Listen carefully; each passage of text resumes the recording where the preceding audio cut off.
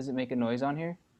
It's on air. We're live now. Oh, well, there you go. It's my new Mac. It has a lot of problems apparently. Hi everyone, welcome to the Confessing Baptist podcast. My name is Javier. Today is Saturday, September 19th. We are your source for I haven't done this in a while. It's for all things 1689. It is the Dunker Bunker edition, and I have Junior with me today. How's it going, bro? Hey everybody, how y'all doing? I'm doing good. I'm doing good. Yeah, you just went grocery shopping. That's my grocery shopping, and it's humid outside. I was excited because today was supposed to be cool, but it's humid, and I don't like that. Well, that's what they said. A cold front was going to come in, I'm waiting for it. and well, we'll sit here and wait because I Yeah, was yeah, excited about it too. And yeah, when they say cold fronts, they only mean like cold fronts in the summer are like 6 degrees.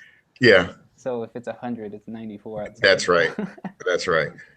But we have some events to talk about today. Right. So nothing new. There is a conference, and we were talking about this before in Glasgow, Scotland, but that's already over because it was for today at 10 a.m. and that was Glasgow time. So that's already over. But coming up next week, September 24th and 25th, that's Thursday and Friday in Mansfield, Texas, is the annual Southern Baptist Founders Conference Southwest in Mansfield, Texas again, in Heritage Baptist Church. And this theme this year is the distinctiveness of Baptist covenant theology. And it has, I think it's Jeff Johnson, Pascal Dino, and some others. And it's only 2 days, so you want to check it out. I wanted to go, Hobby, I wanted to go to this. I had asked for the time off, and that was contingent upon us, the city of Fort Worth, adopting their capital budget. That did not happen, so now I'll have to work this weekend and next week, and I won't have the time to take off. But I really wanted to go to this. How about you? Are you gonna make it? So politics? Yeah, yeah, dude, yeah, it's horrible. How about you? Will you be able to attend? Bro, I can't. Okay. Yeah, we're super busy. It's Yeah. funny. I was telling someone, I was like, I had all the time in the world Uh-huh. as a single guy, Uh-huh. and now it's like one thing after another, and I had two jobs recently, Yep. super busy, and I was like, as soon as I quit this second job, I'll be fine. Nothing's changed. So it's like something is always we always find something to replace it. So That's funny. I got a friend of mine, a coworker, and she's married with kids, and I always tease her because every weekend she's going to a birthday party, a quince, or a wedding. Like it's something, it's always something. Yep. Okay, so also the coming up this month, the other event coming up this month that we're aware of is the Trinity Baptist Church of Charlesworth Conference. That's September 29th through October 1st. The Puritan Way of Preaching, and it features Jim Renahan, I think Robert Oliver, John Hall, and this is in Derbyshire in the UK. And again, Jason and I talked about this last time. It's the one with the Doctor Who call box there. So check that out. That's coming up the end of the month. And that's it for the events. And Hobby, you want to take us to the books? Yeah, there's a new book out. It's called Reviving the Black Church: New Life for a Sacred Institution by Thabiti Anyabwile. Anyabwile. And here's a description. Is the black church dying? The picture is mixed and there are many challenges. The church needs spiritual revival, but reviving and strengthening the black church require great wisdom and courage. Reviving the black church calls us back to another time, borrowing the wisdom of earlier faithful Christians, but more importantly, calls us back to the Bible itself, for there we find the divine wisdom needed to see all quarters of the black church live again, thriving in the Spirit of God. Its pastor and church planner, Thabiti Anyabwile's humble prayer that this book might be useful to pastors and faithful lay members in reviving at least some quarters of the black church, and churches of every ethnicity and context, all for the glory of God. So it was out, looks like as of September 3rd. It's 288 pages long, and publisher is B&H. Yep, Raman Holman. Yep. Yeah. So it's a good Baptist book. Yeah, that's pretty interesting. Looks pretty good. I mean, I and my impression is that black churches are very social justice Mm-hmm. oriented. Mm-hmm.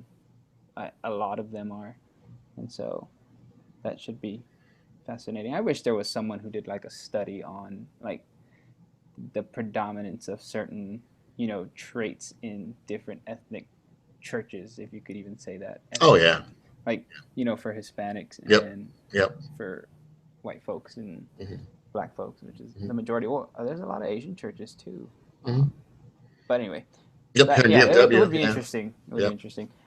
So yeah, it's 12.50 in 12.50 for paperback, and it's also on Kindle for 9.99. Now, just a heads up, it is text to speech, so if you're not used to that, then you may not enjoy that, just because I don't. So, Oh, you don't? well, I The, mean, for an the, article, it's fine. uh-huh. For a book, sometimes I struggle, so Okay. um, it's a lot more difficult. I have been using Audible lately, I which have is two, man. I got me an account. Yeah. yeah. Yeah. I had 3 free months, Okay. and then I was committed to canceling, and then I didn't, and I Mm. still haven't. So Okay. every month I look at my Audible account and I say, "Oh, there's another credit," so I use it. Yep. Yep. One credit equals one book. Yep. Yeah. I love that because it doesn't matter how expensive the book is or the Audible Mm-hmm. book is. It can be like, 20, $30, or Mm-hmm. it can be like 199. It's still one credit. It doesn't matter. Yeah. So That's the smart totally thing to cool. do is go onto Audible, subscribe, and buy really expensive books, Yes. and Yes. then cancel when you don't need it. Or That's keep true. it for the credits. Yeah, or keep it for the credit when you want to buy that $13 audiobook. Now there is not a variety of reformed. They don't have that much of a selection, I guess, on there, No, no. which is depressing. But sometimes every once in a while, there's like a new Calvinist book out there. Yep. Yeah, Um, they have Calvinist Institutes, by the way. they That's on do. there. Yeah, That's on they do. there. It's one credit. That's one credit. Anyway, All so right. So yeah, so moving on. So I didn't know where to put this next story. So this is a PDF. It's a quarterly update from Arbica. So I stuck it in the books because it's something to read, and that's why it's here. So this is the Arbica 2015 summer quarterly update, and has to do with their um, updates, has reports from 4 cooperative efforts of Arbica: foreign missions, home missions, publications, and theological education. And that means the Institute for Reformed Baptist Studies, IRBS. And so you'll see some reports, their quarterly updates there. And it's 12-page PDF. And again, wasn't sure where to stick this. I put it in the book section because that's something to read. So yeah, there you go. one more book that we've got to talk about. Well, no, there's several others. My bad. A bunch of Spurgeon stuff is out. One of them, well, I'll take both of them. Okay. There's two. They are on Kindle. It looks like they're ebook. Um, the first one is called Revival Year Sermons by C.H. Spurgeon. This was for our free ebook Friday, and it is the preached in the Surrey Garden Music Hall, 1859. According to Spurgeon, that year was perhaps the greatest and most fruitful in his long ministry. At the end of 1859, he wrote, "The times of refreshing from the presence of the Lord have at last dawned upon our land." In that time, he preached to a congregation of approximately 8,000 people, in addition to addressing almost daily vast multitudes in different places. 10 sermons in this ebook are all carefully selected from 1859 and show the energetic, clear, and fervent proclamation of the gospel which made Spurgeon's preaching so powerfully used by God. And then there's another one, Spurgeon's Prayers Personalized. And so content for this ebook was excerpted from the following books: C.H. Spurgeon's Prayers, The Pastor in Prayer, and Behold the Throne of Grace.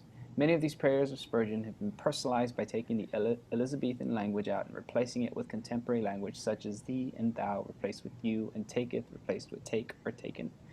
References like London have been replaced with city. Sometimes sentences have been omitted because they don't have any meaning for today. This is indicated by a series of periods. It's interesting. It's Yep. 264 pages long. This is also a free ebook. If you go to our website, you can download them in EPUB, MOBI, PDF, DocX formats, all for free. So there you Awesome. go. Awesome. All right, and the next one we have is the importance of the church fathers. This is an interview with Michael Haykin from Credo Magazine, and this is Michael Haykin's an interview regarding Dr. Michael Haykin's book, Rediscovering the Church Fathers: Who They Are, Who They Were, and How They Shaped the Church.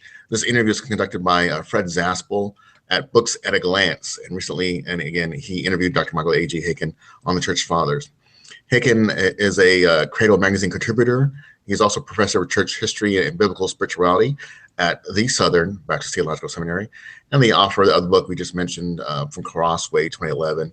And so we link to that. And speaking of Crossway, Hobby, so I have been trying to immerse myself in 17th century theological writings, right?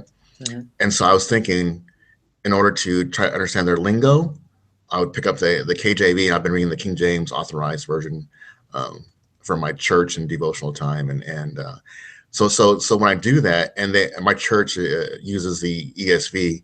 The ESV and King James are pretty much really similar, man. So I don't know if you noticed that. Yeah, they're really similar. So I honestly, I mean, besides we had our old we had the old version of the NIV. yeah, the good one, Yeah, the better one or the whatever. the one that wasn't liberal. Liberal, yeah. And that's what we started. That's what we started out with, and then as soon as I came over to our other church, I was a ESVer for life. I think we moved over to the NASB officially though. Okay. At our church at one point. And then I don't know why. I think there was something about the literal. Something about some things weren't as literal, so we changed it over to the ESV. Okay. To the NOT. The NOT. I'm kidding. The NOT. The message. The message. Grace. Well, I mean that's it for books. Yep. We do have some audio, video headlines, and this comes to you from, again, Dr. Haken. Grace Baptist Partnership interviewed him on The Christian Lover, and then also interviewed Tabidi Anyabwile on The Gospel for Muslims. I like how you say his name. That was really good. I think I'm saying it right. I think it sounds really good. Yeah. I think I am. Yeah. I think Jason says it wrong every single time he mentions it. Well, he says Ayala wrong, so. Yeah, and that's really weird to me. That's embarrassing. Yeah. I think the first time I heard it, I heard him say it wrong. I don't think I was on the show, and I said, "Who says that wrong?" Especially if you're in Fort Worth, you know. Yeah. Boxing, yeah. And you were raised in El Paso. That's Mexico right there. But so Dr. Haken on The Christian Lover. If you've never read his stuff, he has great stuff on just like relationships, really, because he also has good stuff on friendships. Yep. He has a good book out, and has written several articles on that. And Pastor Anyabwile, he is good at he's done Muslim apologetics to Muslims rather before. So I really enjoy his stuff as well. And one thing, I've spoken to several Muslims just online, not in person really. I've met up. Some of them I actually became good friends with, and me and one of them actually maintained a good friendship for a few years. He ended up moving to Bahrain or something like that. But it's so difficult to get the message of grace to them because their religion is so law oriented. Dude, yes, I would say, like, I don't know from experience like you do, but the same thing with Roman Catholics for sure is the same. The message of grace to them instead of the law. But yeah, go ahead. I interrupt you. Yeah, because they would obviously they don't deny that God has grace, but it's on the same tier, I guess you could say, as the law. And for them, he'll give you grace whenever you earn it, which doesn't make any sense to us. Yeah.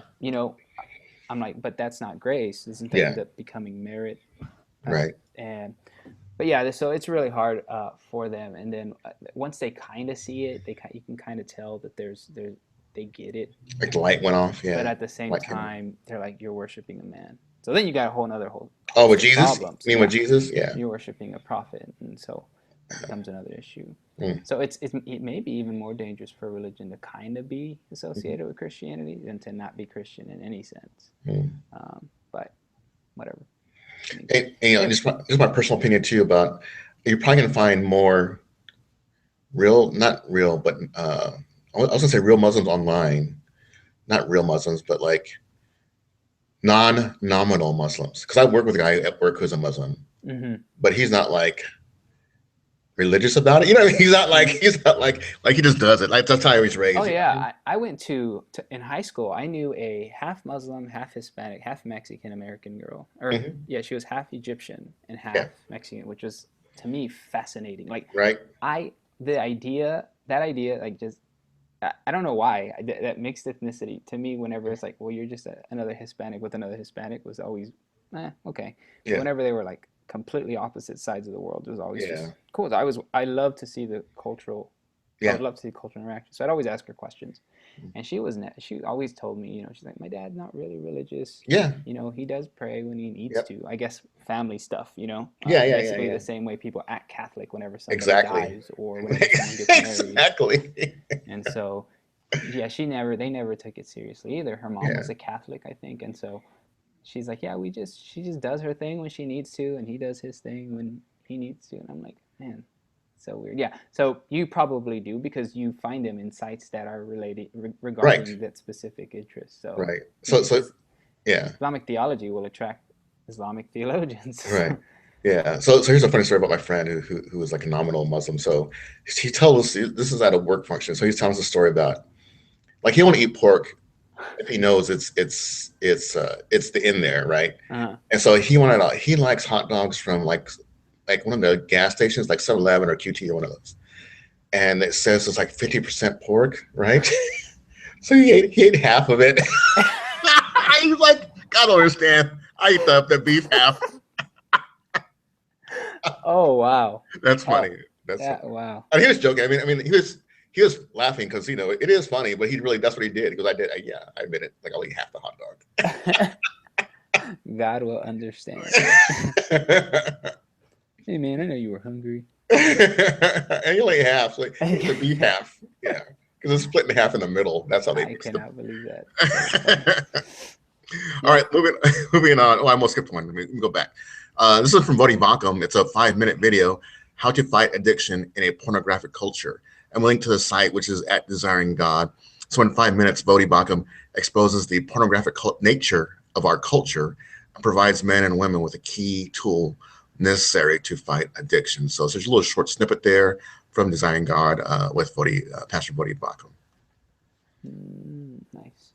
And oh, this one should be interesting. Mm-hmm. Lessons from the Kentucky County Clerk Kim Davis's Civil Disobedience by Steve Nutter. And it's an audio.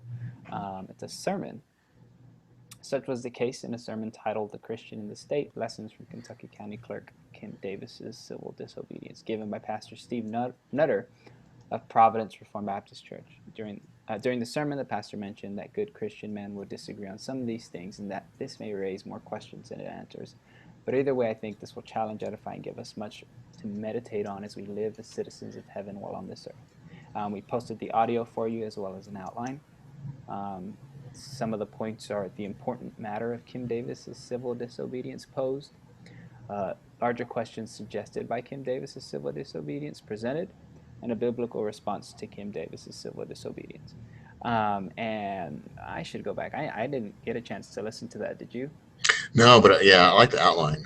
Yeah, I like that, and I mean, it should be interesting because I don't keep up with the news too much anymore Mm-hmm. because for a while there, and I think we all go through this. It's like a cycle. Yep. You're Yep. just like every day you're like, gotta check the news, gotta check the news. Mm-hmm. And the briefing already depresses me enough every morning. Depresses you. Yeah. My wife texts me every morning. Uh, She's like, we text each other, mm-hmm. and we're like, did you listen to the briefing? Life is like basically it's depressing. It's always depressing. Because of the fallen nature of the Yeah. world we live Oh in. yeah, absolutely. And Yeah. I was like, he needs to start like including some sort of like gospel presentation towards the end.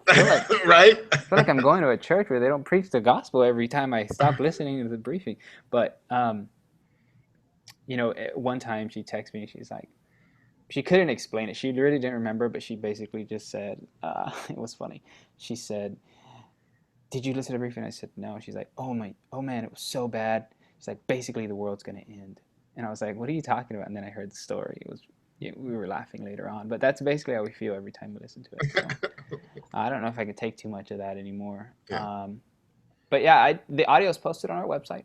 It's again by Pastor Steve Nutter of Providence Reformed Baptist Church in Minneapolis, Minnesota.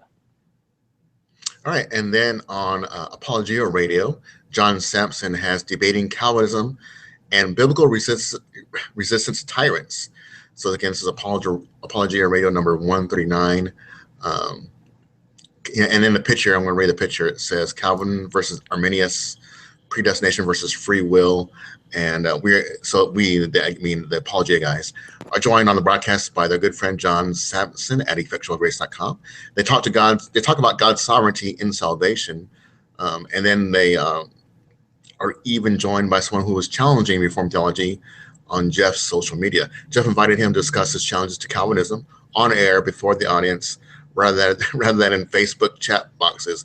And Javier, I don't like Facebook discussion. I got into a Facebook discussion earlier this week, and it's just not beneficial. Like you can't talk, you can't have a discussion. So I think Yeah, in face is the best method. So we link to that link. But yeah, go ahead. I think I always just, I mean, I haven't really gotten in one. In fact, Uh-huh. Facebook, I took it off my phone because it was killing my battery, and so It's always on. Like you can't you purposely kill can't it. you Yeah, can't kill it. It's the yeah. most irritating thing. It And is. It dude, is. I've gone into my settings. Yes. I've Yeah. done things to my Android phone that just shouldn't be done sometimes, I think, because with probably not even out of warranty. Yeah.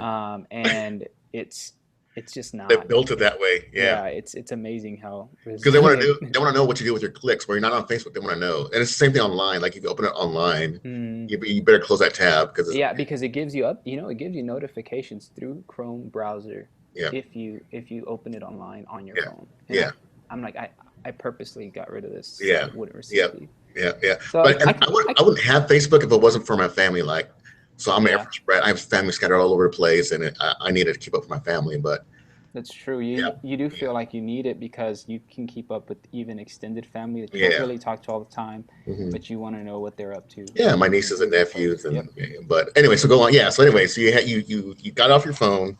Yeah, I take it off, but I usually if I do get involved in something, it's a comment drop, and then I'm too lazy to go back. I'd have to get on my computer and type it everything up, and I'm just like, Right. sorry, I don't my thumbs, they hurt. I can't do this. And if those people are typing Yeah, on their phones, like I yeah. just can't imagine them typing that entire stuff. They have to be at work typing. You know what I'm saying? Like Yes. it's just got to be too much. And so, um, yeah, I don't really get on it that much either, unless it's to post a picture of my son, who Oh, will be 1 in 2 months. So no way already. yeah, yeah, Wow. he was 10 months on the 15th. So in Mm, 4 days, yeah. 4 days later, yeah, a month and 26 days. Cool. Does he get birthday presents at one year old or Yeah, he will. In fact, he's gonna have a 1 year party. okay? Hispanics, we do it Are big, you and gonna so have a pinata? oh yeah, I'm sure. It's gonna be a Donald Trump. No, it will not be a Donald Trump pinata. Yeah, Because those are selling like hotcakes around the Metroplex. are they really here Yeah, too? yeah, yeah, yeah. That's interesting. Yeah. You don't watch Yeah, the news. You don't watch local news, do you? I don't watch local news. No, I occasionally I'll go to the Star Telegram just because Okay. it's really local, not Yeah. Dallas. So, Oh yeah, yeah, um, but yeah, so yeah, Facebook is not fun for that. Oh, sorry guys. yeah. Speaking of Facebook. uh, yeah, Facebook no fun. Yeah. That's And we posted a video as well. Another one by Bodie Bockham. So we have several by Bodie. He is uh, I guess it's the Bockham show. Adoption improved the perfect little family. The Bockhams on their 7 adoptions, and young and recently married with a girl and a boy. The Bockhams were told that they had the perfect little family, but God had other plans that eventually involved 7 more children, and through adoption. Today, the Bockhams are approaching 50. No, 50, and their youngest is 2 years old. Hear how their adoption journey began and what God has been teaching them through it. 50? Okay, maybe that's their age. yeah, yeah. Not Okay. 50 kids. Yeah, it's not like Okay, 50 kids and counting. Yeah, no. I think I read it wrong.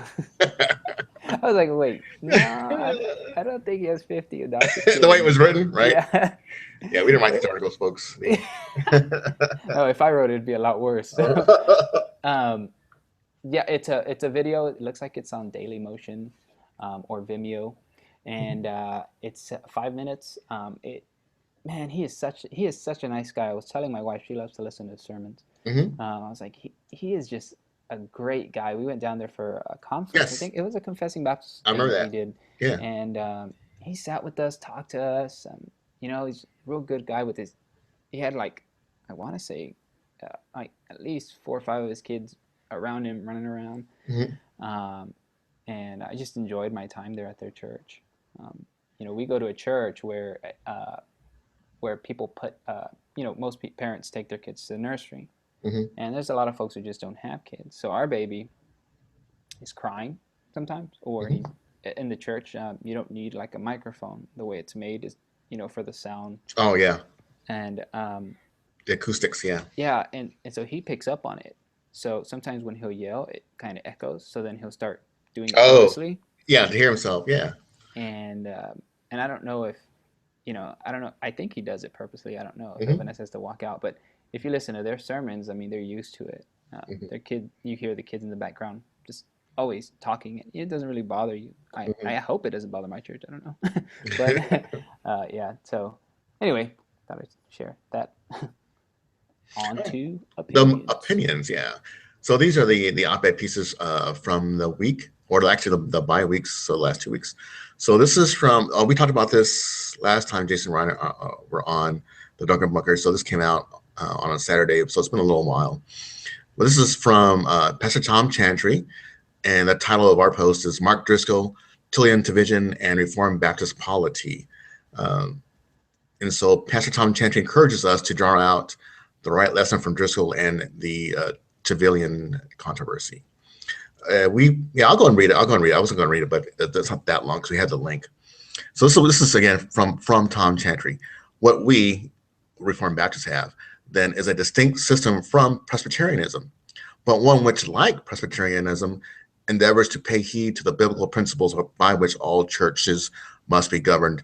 So the context is, you have to know the context of this, and I think he goes into it in his post, in Tom Chancellor's post. Okay, all churches must be governed, namely, one, the headship of the Lord Jesus Christ over the church. Two, the careful application of the authority and power he grants the church through orderly processes. Three, a mutual and prayerful respect between the officers and members of every congregation. And four, a similarly mutual and prayerful respect between the like-minded congregations which serve under the same head. It is, in other words, a serious polity worthy of serious Christians. But will it preserve us from a badly mishandled scandal? No, not if we trust polity alone. So forgive my transgression of theological categories, but right polity cannot save ex opera operato, right? So just Mm-hmm. because it is. So to avoid scandal, or rather to handle it rightly when it comes, we need grace from on high. For this reason, our polity must be pursued carefully and prayerfully by upright and humble men. Otherwise, it will fail. We may wish to say that such terrible scandals as Driscoll and Trevelyan, Mm-mm. how do you say that? Trevigian, have Chivijian. perpetrated could never happen under our polity. But as our Presbyterian friends have discovered, they might. In fact, brothers, I would say that they have, only not so publicly. The reason, however, is probably not polity. It is far more likely that the problem lies within our hearts. Maybe we do have one of those polities which to expropriate, Adam's words, is better fitted for being well administered than others. Very well, but let us heed Pope also and administer it well and faithfully. It's a good article. I encourage you to read the Mm-hmm. whole thing. We didn't give you the whole context, but I encourage you to read the whole thing. And I was thinking, Javi, that so there is the Savoy Declaration, right? Owen and all those Mm-hmm. guys in pedo, Congregationalist. they were independent Congregationalists. Mm-hmm. I think the difference between them and the London particular Baptists is that we were associational Baptists, so the Congregationalists rather. So we have independent Congregationalists and associational Congregationalists, and that those are two different things. I think history shows that particular Baptists through the centuries, right, 17th, 18th, 19th centuries have been confessional and associational Baptists and not independent Baptist Congregationalists rather. We do here on the site cover independent Congregationalists Baptists as well, but um, so we have both sides. But I think history shows that we're not independent Congregationalists. So that's my Right. point of view, my personal opinion. Again, we do post both sides of the issue there. So You have to give a disclosure I have to or get yeah, disclaimer. Yeah. a disclaimer. I mean, well, yeah, I like that article. I read it as well, and I think Mhm. his main thing is like every time an issue comes up, you get an article from some main or some popular Presbyterian blog blaming it on our polity. Could Yes, Presbyterianism yes, save this scandal regarding, yeah. I don't know, the liberal Southern Baptist Church in uh, North Carolina? That I don't know Mm. if you're familiar with that. But his thing is like it's not just the polity throughout the whole article. I mean, he makes several other points, but I've noticed that that's one of the things that he talks about. Um, I think that's one of the things that irritates him. To be honest, I don't know, but Yeah, yeah, yeah, yeah. I don't know, but yeah, he always writes good stuff. I subscribe to his blog. Oh Um, yeah, oh, yeah. He does write good stuff. I, besides the Confessing Baptist, you know, specifically, Hmm. he's one of the blogs that I'm actually subscribed to Oh yeah. separately. Um, and next we have cessationism proving charismatic gifts have Well, ceased. this is the Ask Reformed Baptist segment. So Oh, we moved oops. on. Oh yeah, we're moving sections, gentlemen. Yeah. Sorry, or ladies and gentlemen. Mhm, Uh, that next onto the Ask a Reformed Baptist headlines, we mhm. have an article written by Dr. Peter Masters, and if you don't know who that is, he is pastor of the Metropolitan Tabernacle Church there in London. So Spurgeon's old Yep. church. It's still a conservative, biblical Yep. theological church. I think um, Hmm. he's not. Well, never mind. But he wrote an article. He wrote an article. It's called "Cessationism: Proving Charismatic Gifts Have Ceased." We posted it on the website. Feel free to take a look at it. He goes through several of the arguments that have already been posed and not answered, I guess, by the charismatics. One of the awkward situations that I'm put in whenever I talk to my family is how insistent they are that God spoke to them apart from His Word, Oh, yeah. and I don't even know how to react, and you can tell visibly. It's really hard Like for your me to face is hide. like Yeah, shock. Yeah. yeah, it's really hard for me to hide like discomfort, That's why you and don't play poker. that's why. Yeah, sometimes why I avoid conversation specifically for that because if I know I'm gonna Yeah. be uncomfortable and I don't want to convey that, I just don't go Hmm. somewhere or don't engage in one. Um, but when they're sitting there telling you that God told them something, Hmm. and it's not from His Word, it's hard. What do you say? I mean, when you don't want to. I mean, you can sit there and correct them or be militant, but whenever you're just like, okay, well, I got to get going now. Don't tell me about how God Yeah. talked to you. Yeah. I got to get out of here. Yeah. Uh, because I'm just picking up my baby from the babysitter, and Oh, yeah, yeah, yeah, yeah. Well, God's telling me to leave now, so yeah, I know. Right? Uh, but yeah, so that's a good book. He has several points.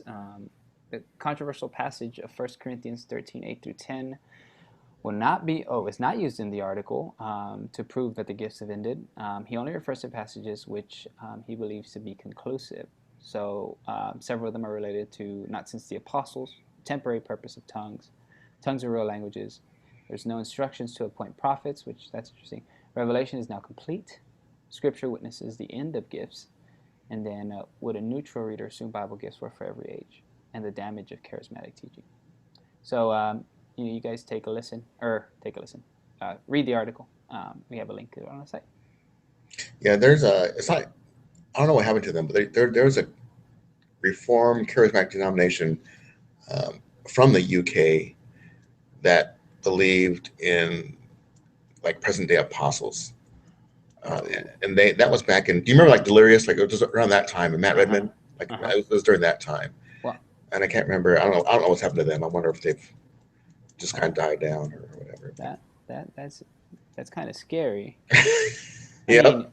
Yeah. when you just get the wrong person in there, Yeah. ordain them into office, Yeah. into an office of an apostle, and Yep. they can wreck your church. So Yeah. And they have visions. yeah, imagine that. Yeah. So okay. So next we would go into the Baptibots, and Jason here would have his podcast, and there were quite a few podcasts. I think Jason will probably link to them later on. But then we'll go through the Baptibot blogs, and these are just again, we'll just do some highlights from the blogs. And the first one I have is from Jasmine Holmes at Desiring God, and hers is how to handle your spouse's sexual past. Oh, a typo there, sexual past Three signs, Three sins. three sins. I'm sorry, thank you. Three sins to fight. How to handle your spouse's sexual past. Brandon Adams. Okay, so again, we don't agree with everything we post, and this is one of those cases. So Brandon Adams has a post at his blog, Contrast, the silent shift on 7.1. So just background. So I think we do agree on a lot of things on covenant theology, but I think there's some things we definitely disagree on. Phil Newton at Founders Blog, an annotated bibliography for church planters. And that's at the Founders Blog, Phil Newton. A good list of books on church planting. Steve Martin quoting Tom Askell at the Law College with Four Truths About Hell. That's Steve Martin, again, quoting from Tom Askell. J.D. Hall at Pulpit and Pen. Did you see this, Tommy? Look, click the link. These are not the Lord's cheaps. This is click the link, Javi. I want you to click the link. All right. Okay. Goodness. So you know what this means. Come on, Mac. You're a Mac. Why are you moving? It should be quick. Go slow. Oh goodness, it's tell the people what you see, Javi. It's what's this? Oh my goodness, I forgot his name. It's the wrestling Jack Black. guy. Jack Black. Yeah, but he's for that second movie where he's I was gonna say not Chupacabra. What's the wrestler's called? Chupacabra. I don't remember his name. Nacho Libre. It is, yeah. So this is about Doritos participating in the LGBT with the rainbow chips, campaign. Oh goodness, just. So that's J.D. Hall at Pulp and Pen. These are not the Lord's cheaps. Can they just? Here's my thing. Okay. Leave me alone. Like, can I buy a bag of Doritos without being like? Will I get political? Yeah. Why do I have to do this? Why do I have to get involved? Right. I mean, don't get me wrong. I'm not saying don't get involved. I'm not saying we're not obligated to get involved. But buy a bag of chips, Doritos? It's just Doritos. Like, and then will they have those at Taco Bell now? Because you know, Taco Bell has those Dorito flavored tacos now, taco shells. Yeah, and they're good. Yeah, but now will they be rainbow flavored? And can a Christian buy those? Doritos Rainbows are here to get a bag to go to, donate and show your support. Like, why? Why, dude? This. Dang. It's amazing. Yeah, amazing. I just want to buy a Coke. What if I just wanted to buy a Coke? What if the Coke is rainbow? What if the Coke has yeah. rainbow on it? Or, anything. Just like, yeah. Wasn't there a time, and I don't know too much, but wasn't there a time when they tried to be neutral? When companies and corporations and organizations that weren't involved directly tried to be neutral in regards to this? I think so. And then maybe the 90s or the 2000s. But definitely, it's all over now in 2010s, I guess, 2000, I don't know, 21st century. It's all over. It's just amazing. Anyway, it's about Doritos. These are not the Lord's cheaps. J.D. Hall, Pulpit and Pen. Okay, so that moves us on to the tweets.